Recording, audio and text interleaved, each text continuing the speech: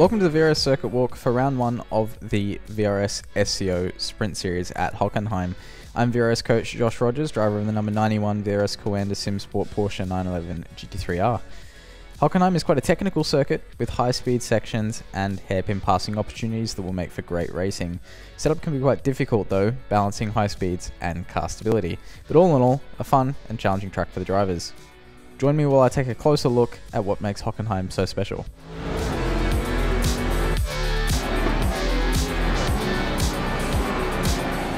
Right at the start of the lap, we get to one of the most important corners, turn 1. Getting it right can really help build your confidence for the lap, as it's quite fast and the margin for error is very small with the anti-cut curb on the inside. Then, on exit, it's much tighter than it looks, and you can't push too wide before dealing with those track limits on exit. Overall, a lot of fun and very important to get right to carry that speed into turn 2. So coming off turn 1, you should be on the left-hand side of the track. The key here is that turn 2 leads straight into turn 3. So you want to come off turn 2 roughly in the middle of the track and take a line that smoothly apexes turn 3 and lets you stay flat out there to set up our run onto the straight. Like I said, the exit speed here is also very important, as it will give you any particular opportunity to passing or defending into turn 6. Now down at the hairpin though, easily the best passing area on the circuit. Going to be doing roughly 255 kilometers an hour after the Parabolika, and the hairpin is roughly 60 kilometers an hour, so it's the longest braking zone on the circuit. It's important to get the car stopped at the apex and not push wide on the exit to prevent those undercut moves that I'm sure we'll see throughout the race. So here at turn 11, we enter the stadium section. It's really quite tricky here with the wall on your left, almost like a street circuit right up against the fence, scraping the paint off the mirrors. You also need to be careful of that exit curb too, as it's quite bumpy and can catch you out, especially if you've trimmed the aero out of the car for that top speed. Now coming to the final part of the track though, overall, the entire complex is quite narrow, so very difficult to make passes here, but it's very important to get right, as this can allow you to open or close the gap before those drafting opportunities later on throughout the lap. Turn 15 will also be very important to watch out for track limits, as well as cars sneaking into the pits for their driver swaps and compulsory pit stops.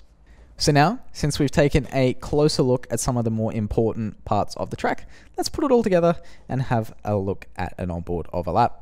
So here we are on board for a lap at the Hockenheimring, trying to get the best run as we can onto the straight here, using up all of that exit curb on the left, preparing ourselves for this tight turn 1, using this little bit of curb on the left on entry to get the car rotated, 4th gear here, missing that anti-cut on the inside and making sure to obviously push those track limits on the exit.